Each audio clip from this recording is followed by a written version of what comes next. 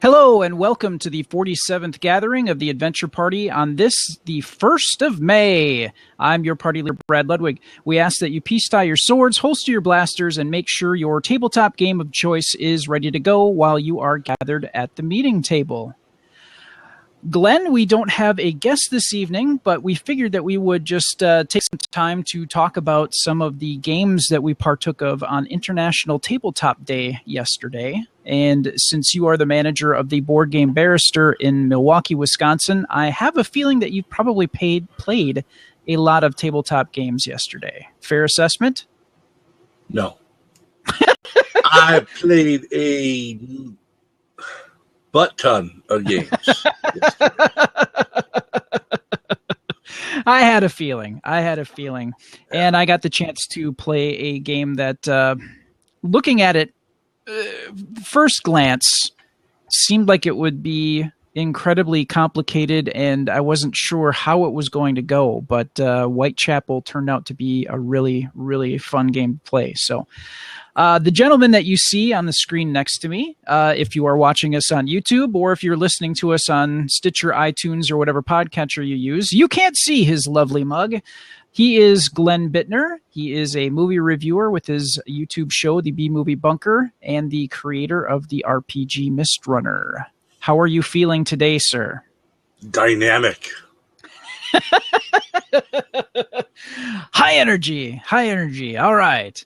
We're going to round table our game review and do our gaming news, and then we're going to jump into an interview, which is actually going to be a discussion today between Glenn and I about the games we got to play on International Tabletop Day, which was yesterday, April the 30th?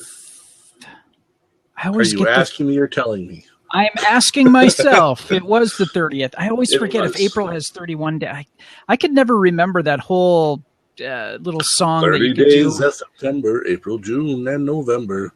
Yeah, One short February's done. All the rest have something. All the rest of them can suck it. All right. Yes. Except for Smarch. Excuse me. To kick things off, Glenn is going to do a game review, and I have not heard of this game. Tell us about it. It is a little newer. And this is actually one of the games I played yesterday. I've played it more times than yesterday, but I played several times yesterday. It is Isle of Skye, From Chieftain to King. This is from Mayfair Games, created by Alexander Pfister and, I spelled it wrong in the notes. It's Andreas, not Abdrius. Andreas Pelican, or Andreas, possibly. It is a tile-laying game, where you are building up your own little mini kingdom to score points. What makes this different from a lot of other games is that you have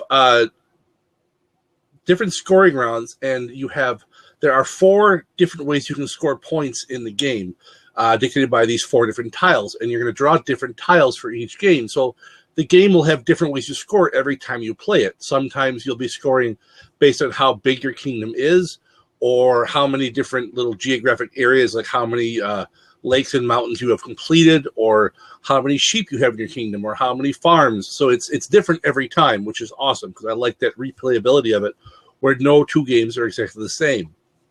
And also, each scoring round, you don't always score everything. Like the first scoring round, you're only scoring the first tile. The second round, you're only scoring the second tile. Then the third round, you're going to score the first and the third, and so on. And each thing will score 3 times, but just at different times throughout the game.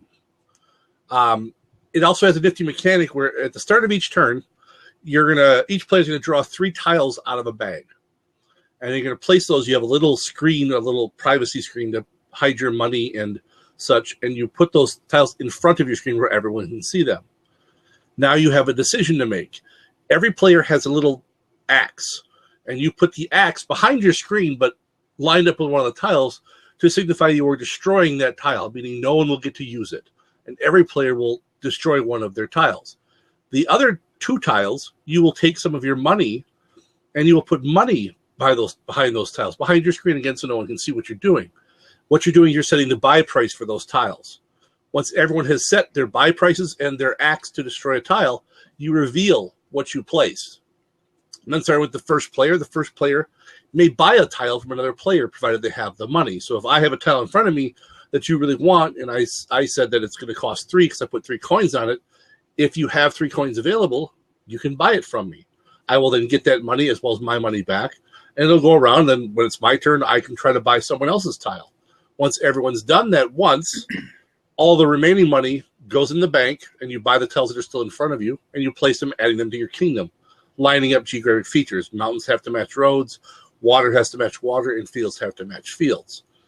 Can I have you pause for just a second? Oh, yeah. For those of you who are watching us on YouTube, we're actually using a new service called blab.im. And this is kind of a, it's a callback to what Galactic Netcasts used to use back in the day, a system called Spreecast. Now, the one thing that they don't have currently is the screen share that we used to do to show you the game. So just so we're on the same page, go to BoardGameGeek.com and look up Isle of Skye, the Chieftain to King, and you should be able to see the name of the game on your screen if you're watching this in YouTube.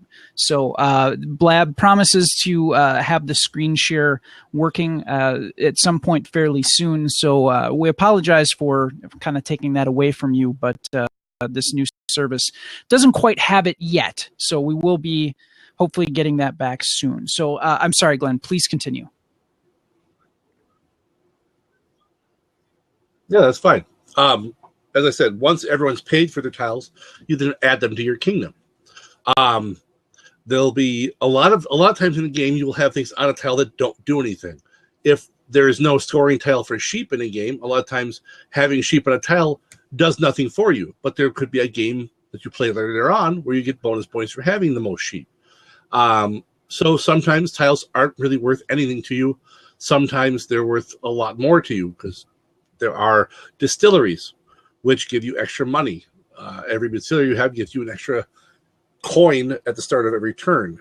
And it's just I like the way that tons of replayability where the game is different every time you play.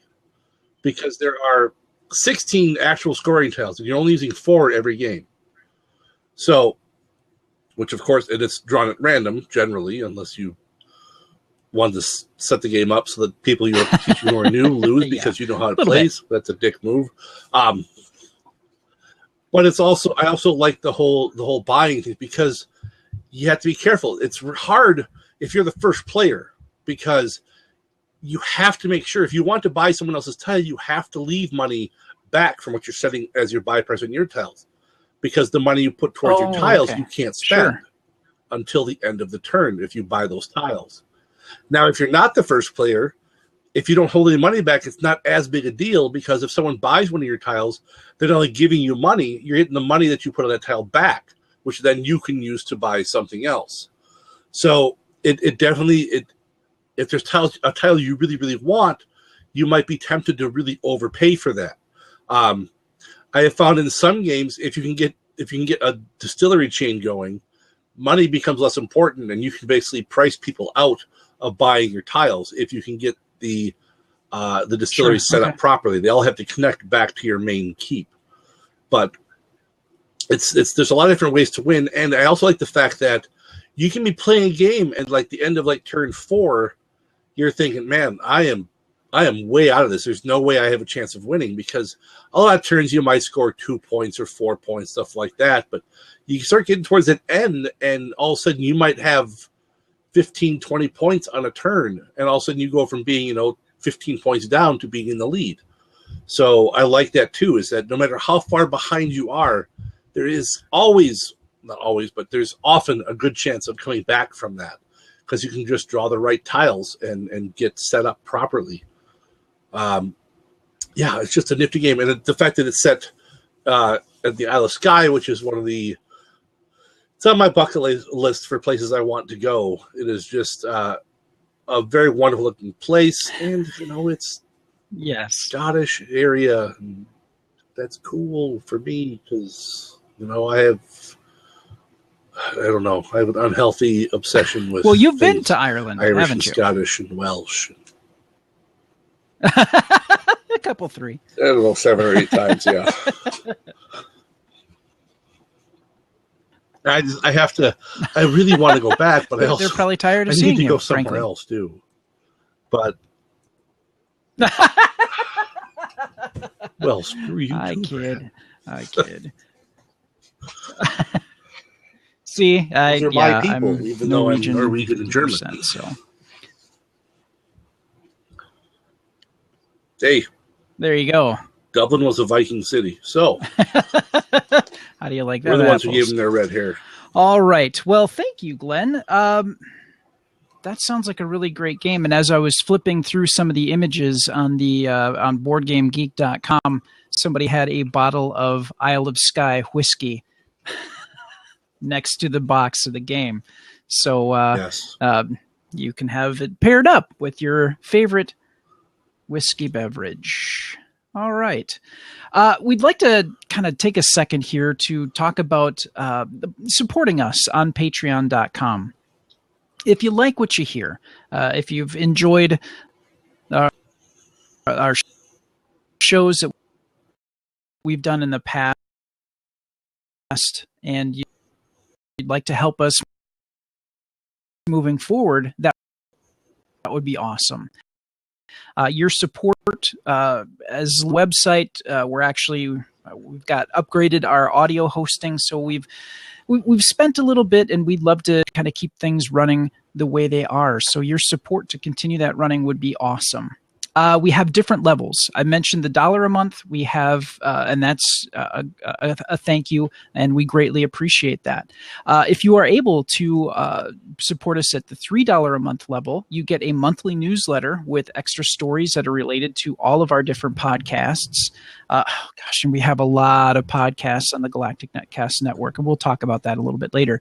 If you are able to, at the $5 a month level, you get an extra episode from each of our podcasts, and those are available exclusively to our patrons on Patreon. So please go to patreon.com/galacticnetcasts and support us at the level that you can. So thank you. Now it's time for the news. Now, we talked a while back about the Thunderbirds board game. It was a Kickstarter that we talked about a while back in our Kickstarter Spotlight. Now, Modiphius created a Thunderbirds role-playing game that revolves around the board game. No, they did. What? Yep. What? And here we go. Thunderbirds fans have already been enjoying Matt Laycock's acclaimed Thunderbirds board game, where players take on the duties of international rescue, the secret organization formed to carry out rescue missions around the globe based on Jerry Anderson's classic Super Marionation TV series. Now, Thunderbirds, the role-playing game, is set to take your Thunderbirds gaming experience even further by using the components of the existing board game to create a quick, light role-playing game based around the thrilling missions of international rescue. Uses components from the game, things such as the full character information and stats of all your favorite characters like Scott, Virgil, as well as Lady Penelope, Brains, and Parker. You control the iconic Thunderbirds team and vehicles like Thunderbirds 1 through 4 or Lady Penelope's classic pink Rolls Royce, the Fab One. Tackle a series of thrilling missions from all corners of the globe to the depths of the ocean to the vacuum of outer space as you work together to foil the evil machinations of the sinister hood. The Random Thunderbirds mission generator deck will help you create exciting missions for your players or help inspire devious new schemes to test your players to the limit. Now, like we said, you must own the base Thunderbirds board game. And that story comes to us from Modiphius.net. So, I know we talked about, I can't even remember how much the Thunderbird, now that it's happened. Thunderbirds board game.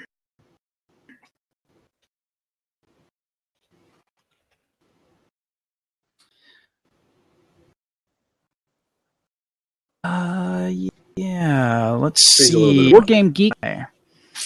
Let's see. It looks like.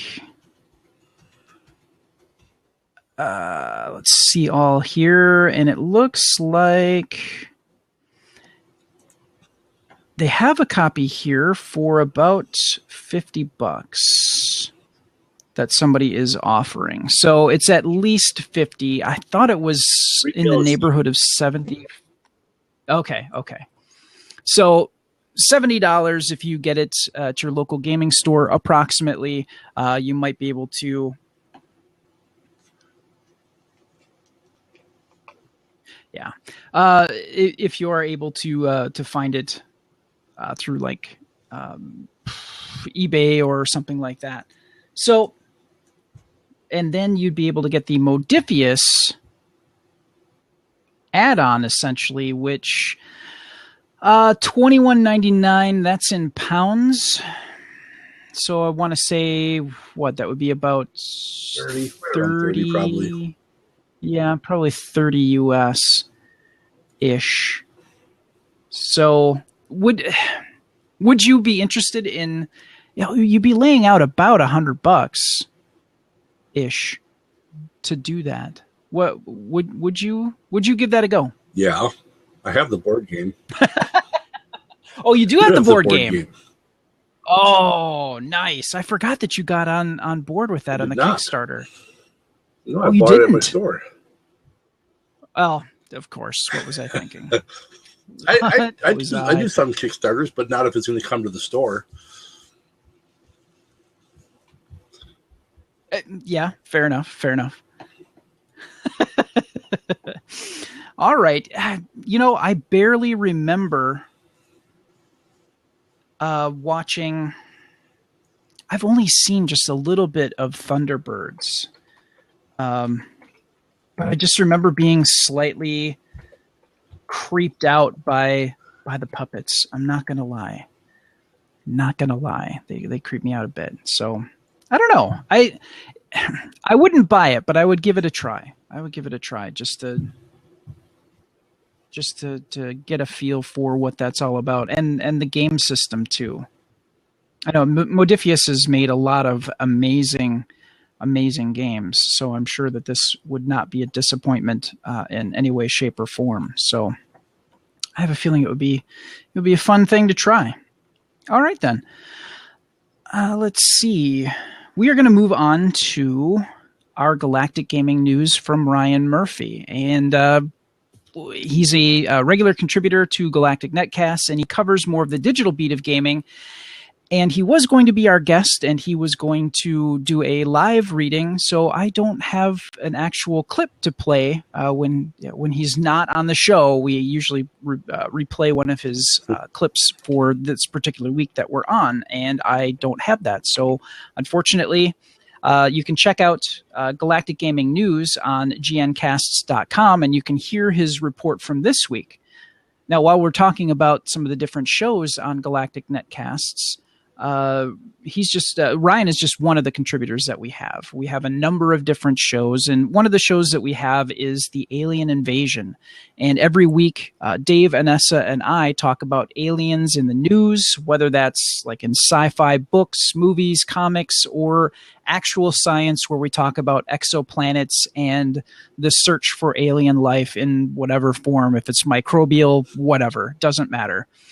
We talk about aliens every week. We do the show live on Thursday nights at 7:30 Central Time. And we've moved to Blab, so you'll be able to catch that here. And we also repost the shows on YouTube, and of course you'll be able to get the audio podcast version of that. You can check out more about the Alien Invasion, catch up on our shows, and find out so much more about Galactic Netcasts at gncasts.com. Okay, our Kickstarter Spotlight. Now, last time we talked about Raving Spire, and let's do a little look here and see how things went for them. It went very well for them. Wow.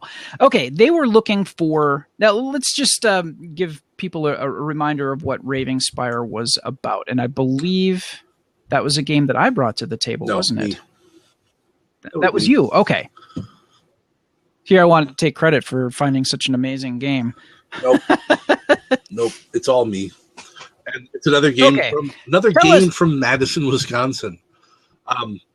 That's right. Raving Spire, it's a fantasy board game which you actually have a rotating game board. So the game board actually moves as you play the game. There are actually different rings. It's called an encounter ring, where you have different things that happen. So just a kind of really unique deck building style. It's 1 to 6 players. They were looking for $7,500. They raised just a tad under $75,000. They were like $142 shy of $75,000. So they did pretty good, I guess. If they were looking for, to unlock 1, 2, 3, 4, 5, 6 of their stretch goals. And actually, as of an update recently, they actually unlocked their 7th at 75,000 through people who have bought in after the project ended, which is one of their latest updates. So they unlocked it just 2 days ago. So yeah, they've done pretty darn well. Yeah, you're not kidding. They blew way past their goal, which is always good to see, and especially from a place that's local to us, at least, Madison, Wisconsin being the capital of Wisconsin, and approximately about 2.5 hours away from me, and about hour and a half from me. Yeah, so pretty close by, and it's always good to see those guys succeed. And there's a huge group of people in Madison that are making some good quality games. So it's nice to see that is being continued. So good on them.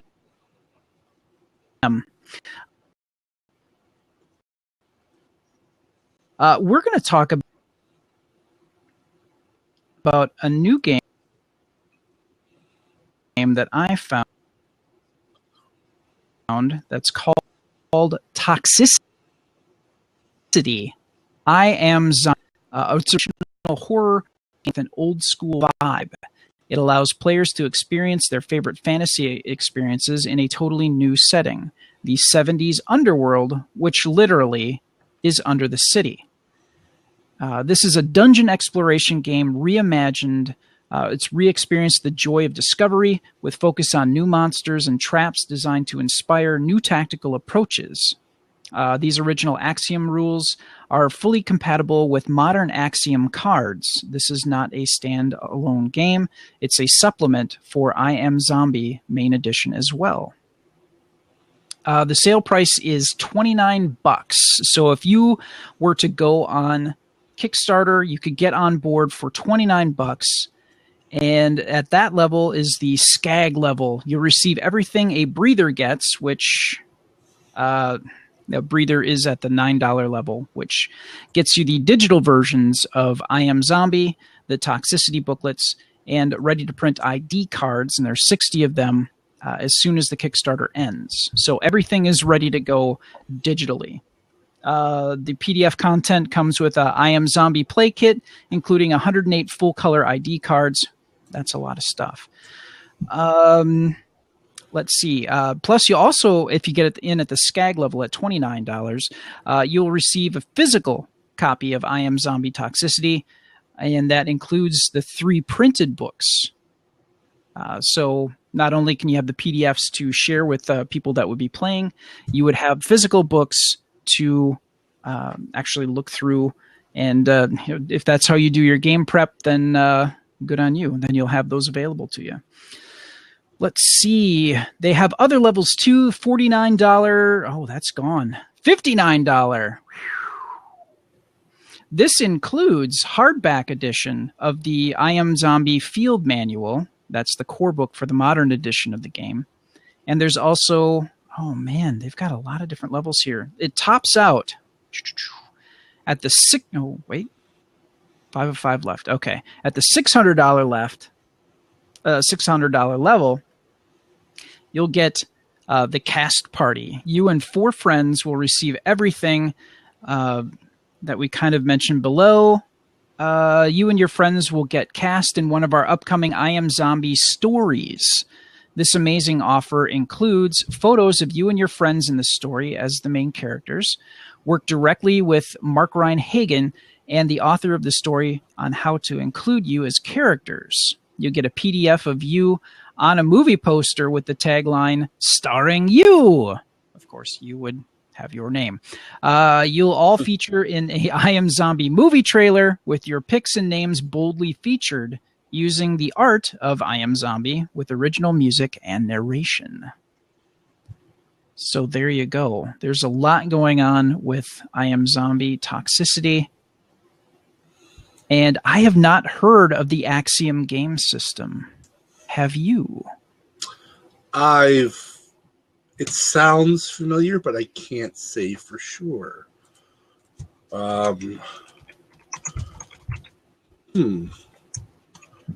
Maybe not. Let's see. Let's look at the Google. That doesn't help me at all. Yeah, needless to say, neither of us have heard of Axiom.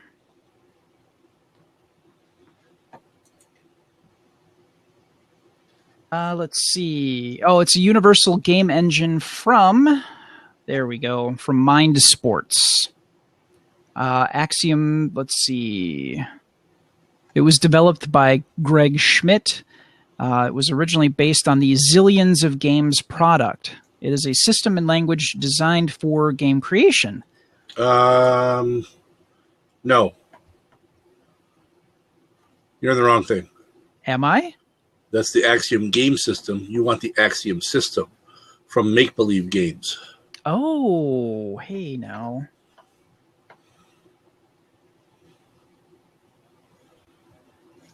Oh, Jesus Christ. There we go. There. Okay. There it is.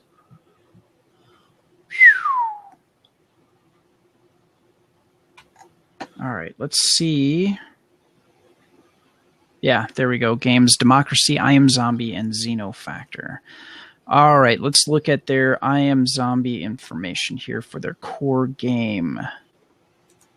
I Am Zombie is the first game in the Xenocosm line, and it's a survival in the aftermath of a zombie outbreak and the quarantine that follows. But this is not your typical zombie game because you become the zombie. Once you enter the mysterious toxic world of half-dead lucid zombies, everything you thought you knew is turned on its head. You can get the PDF of the field manual. That's the PDF only on DriveThruRPG for $19.99, or check your local game store. They might have a physical copy for you to purchase. I mean, you could always print out the PDF as well. But there you go. Now they do use a deck system as well as the book. And the decks... the decks are used to create your characters. Just pick 5 cards. Trademark. Nice. God, I wish there was screen sharing here. Because the cover, the posters that they have for some of this are pretty interesting. It reminds me of a Grindhouse movie poster. It's absolutely gorgeous. Go to makebelievegames.com and you can check this out. Like I said, unfortunately, blab.im does not have screen share per se. The only thing I can really do is share a link, which I'm going to do if you're checking us out on YouTube or on... Really? It's not going to take that.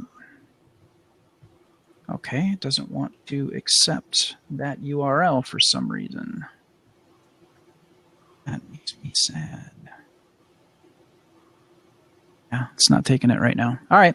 Well, anyway, Blab is a new system. I'm sure they'll work out the bugs. So, yeah. Toxicity sounds like a pretty solid addition to this. Now, their goal was 5,000, and their pledge at this point in time on May 1st is $11,031. So they've more than doubled what they were looking to get here to make this happen. So it's a go. Now, some of their stretch goals that they have at 6,000, which they've blown through, is the sticker pack. These superlative stickers will bring your game and the Grindhouse world to life. Use them on your books, put them on your front door to scare away Jehovah's Witnesses.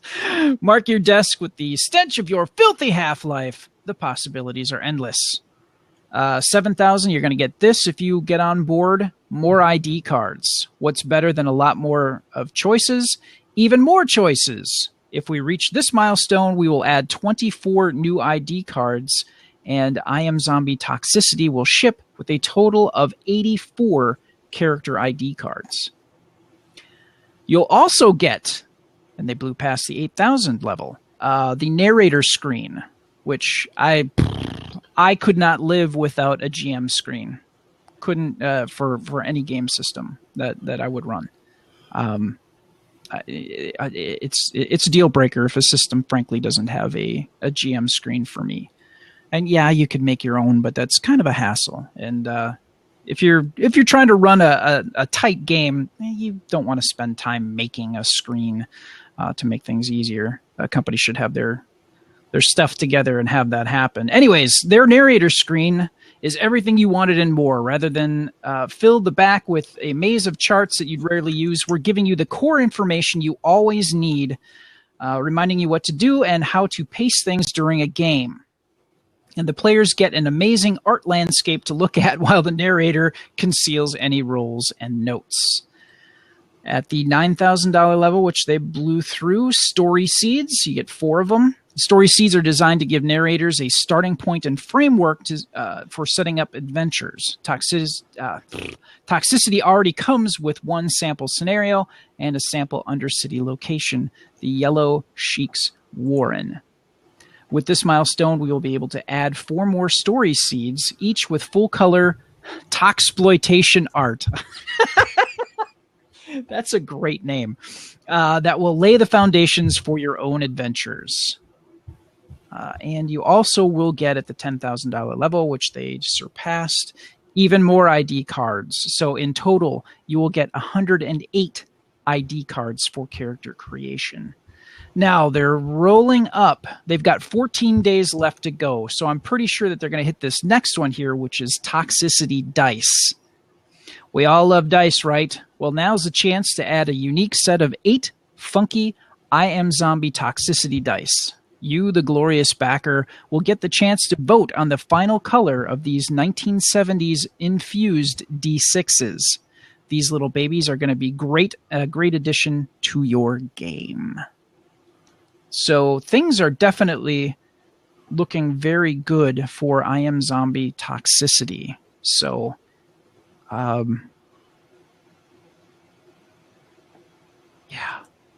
Oh, I wish I could really screen share this because the Toxicity game screen looks like a landscape of maybe Los Angeles or maybe New York.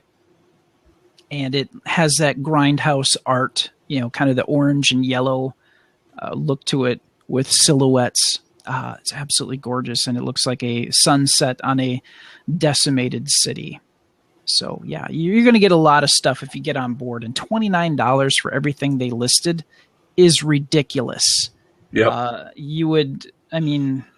I remember shelling out, like when I got all my stuff for White Wolf to run a game. I spent $25 on the book alone. So to get all of this and more for $29, if you love the grindhouse style of movie, that kind of gritty storytelling, and you want a slightly different take on a zombie theme, this would definitely be for you. Yeah. Well, yeah. I mean, if you had wanted a full collection of the old White Wolf books, you would have had to refinance your mortgage. And looking at I'm just kind of glancing over my computer screens here, and my White Wolf collection of the 90s books. I spent enough to buy a car. It's ridiculous, but it was worth it. And I have a feeling that if you drop just the $29 alone to get this, you're well on your way to having a great time. So, all right. Well, the title of our show is International Tabletop Game Day. So, as of yesterday, you more than I, of course, got to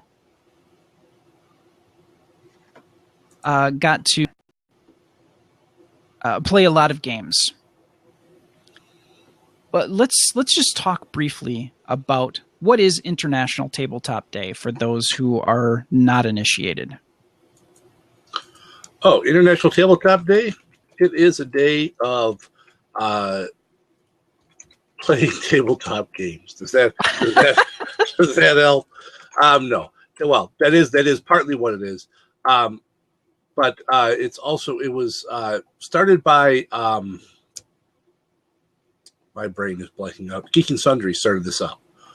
And if you don't know who Geek and Sundry is, just go to geekandsundry.com. It's the channel started by Felicia Day, and they've got Tabletop is one of the shows that's on there with Will Wheaton, where they show off board games all the time. And they started this up a few years ago to basically help promote the love of board games and to get people playing more games, as Will says at the end of every episode.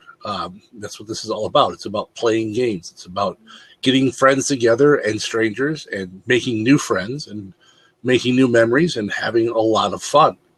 And it's just, I mean, for me, it's great because it brings some people into the store that I normally wouldn't have in the store, because we get to have this big day that has a lot of buzz behind it. It isn't just us trying to get people in the store. It's, this is, all over the world now. They have people are doing this. People do it in game stores, and people do it in their homes, and you have bars and places that do it now, and you have lots of people who gather to play games.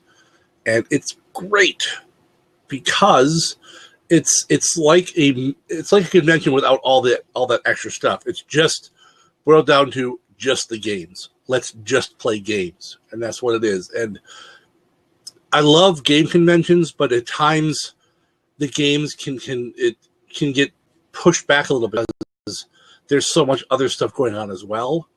And this is it's just about games, man. And it's all games are fair game. I mean, yes, it's Tabletop Day, but I know people who have get-togethers where they play board games, they play computer games, they play console games, they play role-playing games and card games and whatever. And it doesn't matter what people play as long as people are playing. Because as I have said before, and is a kind of a motto of our store, is I'm not the arbiter of someone else's fun. I know what I like, and I like what I like, but that doesn't mean everyone has to like the same things. I personally hate Monopoly, but there's a lot of people who love it. And if they're playing a game, that's what's important, man. It's not what they're playing. It's the fact that they are playing. And that's kind of what Tabletop Day is about. It's the fact that you're playing games.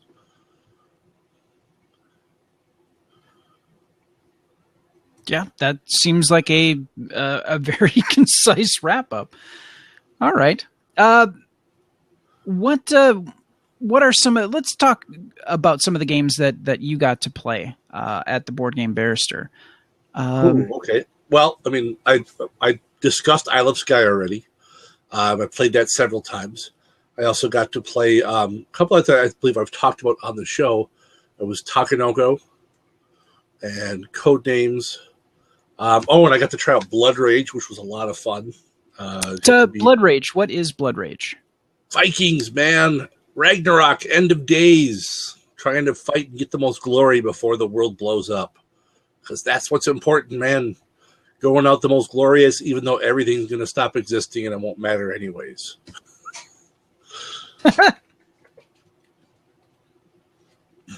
Fair enough.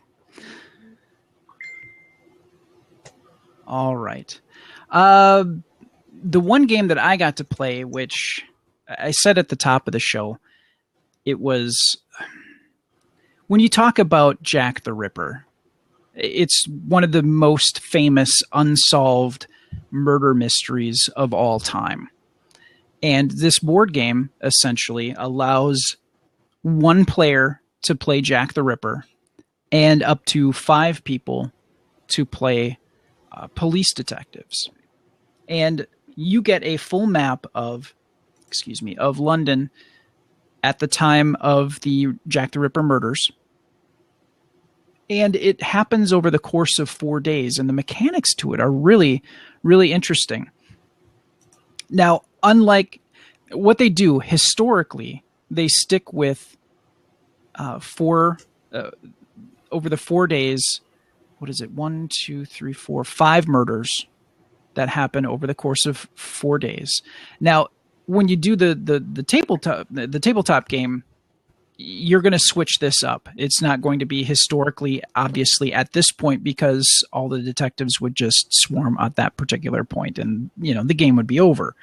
So you, as Jack the Ripper, get to change the locations of where these murders happen. The first night, there's one murder. The second night, there's one murder.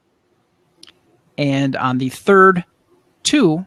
And then on the fourth, 1. Now, as Jack the Ripper, you look at the board and there are, at least, I would say 200 different numbered locations on the board. And Jack the Ripper at the beginning of the game selects their base as one of the numbers on the board, and that is their hub location that they need to get back to. After they commit the murder, they need to either walk or they have the opportunity to ride carriages, and they also get tokens to alley jump, essentially. So they can move either 2 spaces with the carriage, or they can move, take 2 turns. I'm trying to think now. No, 2 turns at once with the carriage, and then an alley jump, which allows you to kind of jump from one path to another that isn't necessarily connected. So you'd move through a building to get to a different location to try to throw the cops off. So each night, the detectives need to try to find the trail of where Jack the Ripper has run to, or where you kind of run to where the murder started, or where the murder happened, and then you try to find the trail, and your ultimate objective, obviously, is to arrest Jack the Ripper. Now, Jack the Ripper has 15 turns to get back to his home base, and if it takes more than 15, Jack loses. So there's got to be a little bit of pre-planning on Jack's part to where they select where the murder is going to happen somewhere on the map, and then make sure that they can get back home. It was so exciting and really engaging, and having, we played with 4 detectives and one person were maneuvering 2 detectives.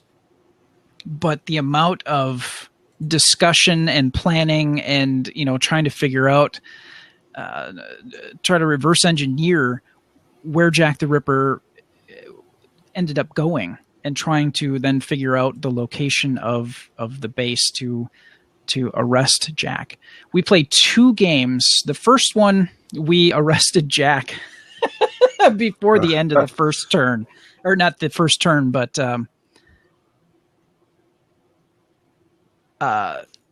before the end of Jack's first turn. Yeah, that's right.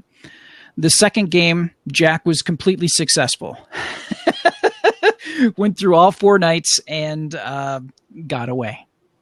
And we weren't even entirely close. Well, we were sort of close as to where we thought where she was where she had her Jack the Ripper based out of. But oh, man, it was exciting, and I thought it would be kind of stodgy and boring, but it was anything but. So I enjoyed the heck out of it. All right, well, what's another game that you got to play? Oh, why is my brain blanking now on stuff I played? You know what? This is why I wrote it all down. It pays to plan ahead. It does. Of course, I don't know where I wrote it down.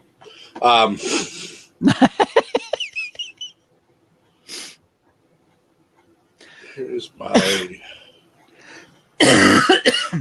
Oh, for crying out loud. I know I play other stuff. My brain is completely blanking at the moment. I got to play. Okay, so there's the DC deck builder game, and there's a new version of it out. Cartoon Network Crossover Crisis. Oh, and I got to play that. I was Courage the Cowardly Dog, and I was playing against Dee Dee from Dexter's Lab, Johnny Bravo, and Samurai Jack. It's a cool mix. It's a deck builder, and you're buying cards from the center by using your power, which in the start of the game you get with cards called punchies. And you'll buy different equipment or special powers, or you'll defeat villains, and it'll help build your deck up so that you can score more points. And eventually, you're trying to beat deck of Nemesis characters. So you start with like the Ice King, and Aku is in there, and all the good villains from these Cartoon Network shows. It's got, as I mentioned, some of the earlier ones, but it's also got Adventure Times in there. The Wattersons, is that it? I believe, and I don't know a lot of the newest shows on Cartoon Network.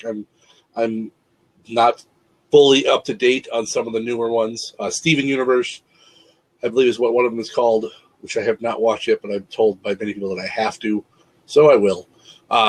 Yeah, it was a lot of fun because it's a good mix of deck building with silliness. Because if you get attacked and you fail and you actually get attacked, you can't defend against it. You take on weaknesses, and weaknesses can do weird things to you. You can also have the Nemesis will have a group attack when they're revealed, and there was one that you had to put your elbows on the table, and the first person to get their elbows off the table would gain 3 weakness cards, which doesn't sound all that difficult. But try playing a game where your elbows can't leave the table. And just the fact that, in your mind, this should be easy. But elbows are not made for tables. And, man, we're just dying towards we just cannot.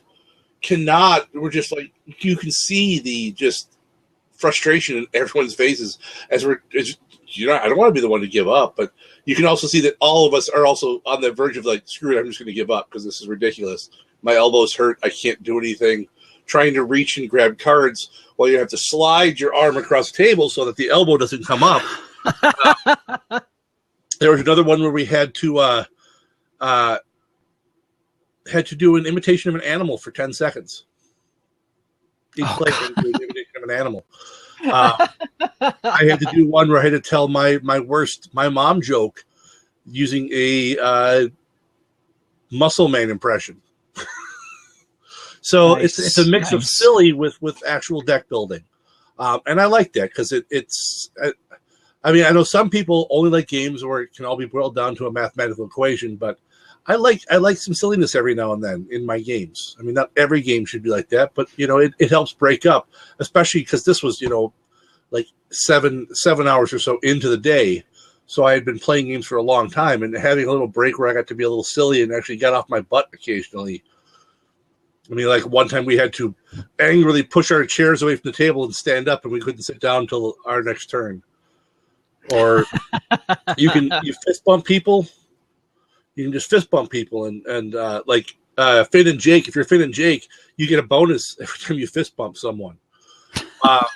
I mean, a lot of times the fist bump doesn't really do anything. I actually got a card where I got +1 power, which is how you buy stuff, every time I fist bump people. And the other people kept forgetting about it. So I would just go, hey, fist bump, and then fist bump. And they're like, all right, +2 power. I'm going to buy this card. And they're like, damn it.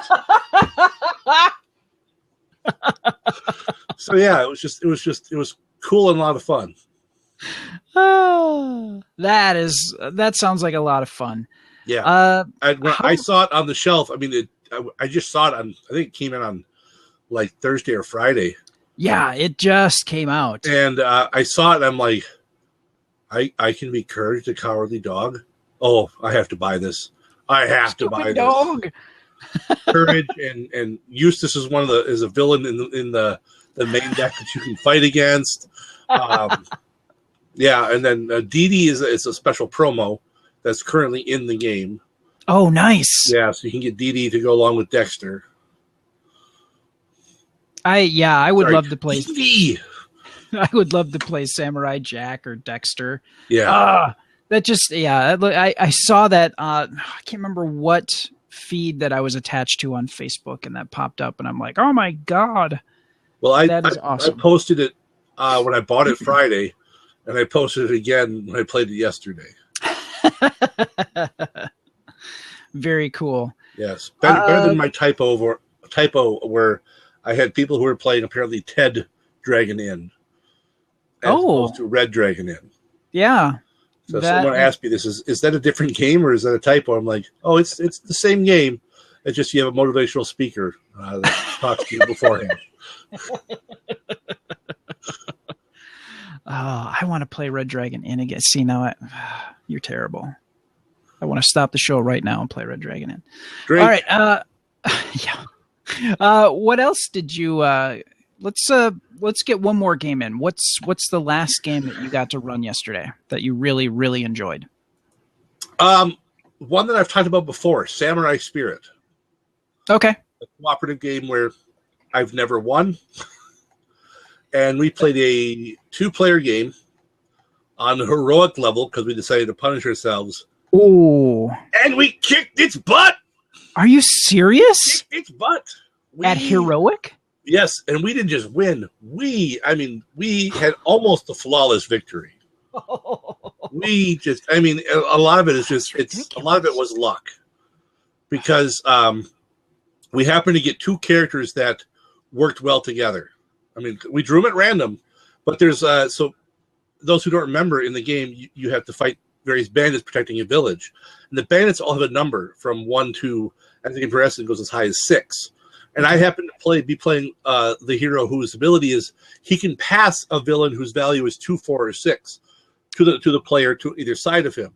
Ooh. And my teammate had the hero who could ignore the bad effects of any bad guys who are numbered 2, 4, or 6. And it came down to because in the game, if any of the heroes die, you lose.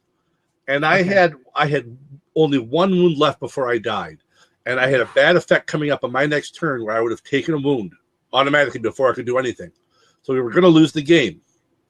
There were 3 cards left in the Raider deck. The other guy goes, he takes his turn.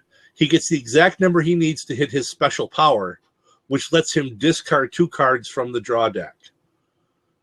So he wiped out the last 3 cards, so I didn't have to take my turn, so we won.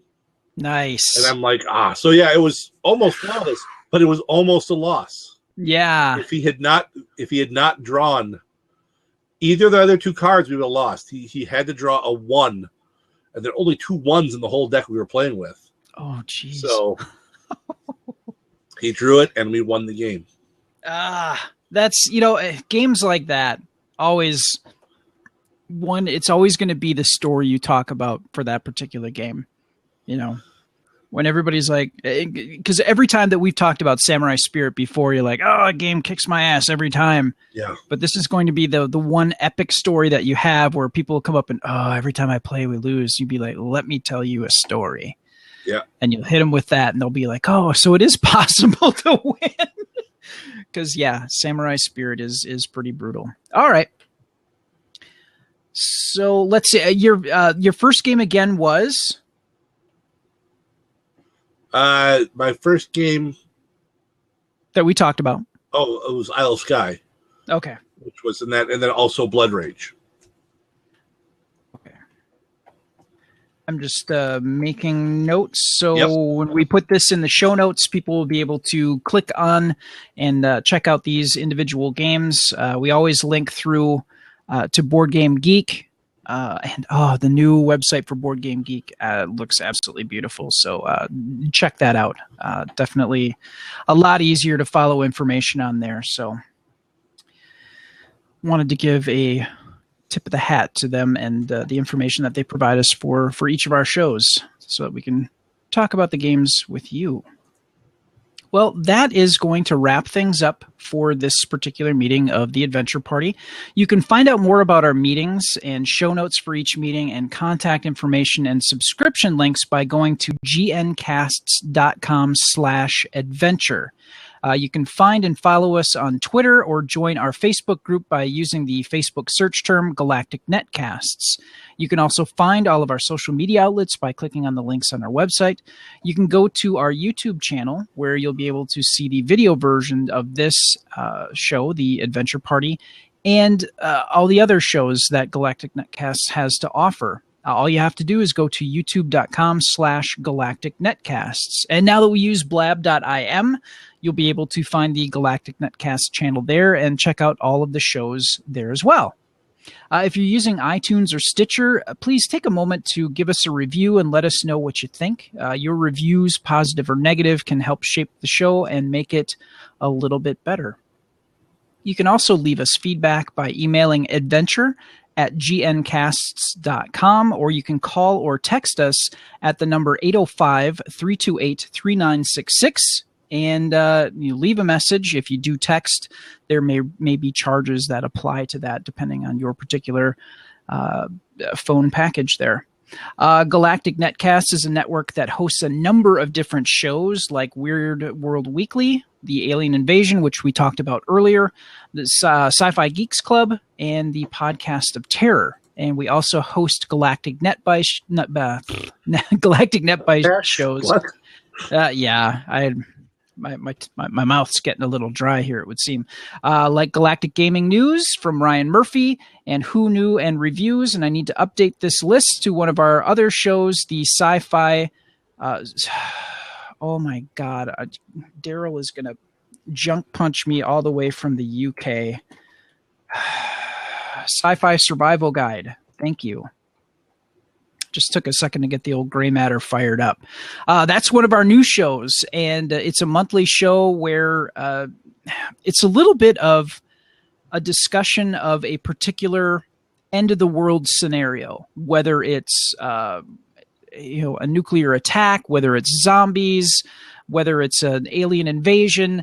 So the first half of the show is just talking about some of the possible scenarios within that particular way that the world could end.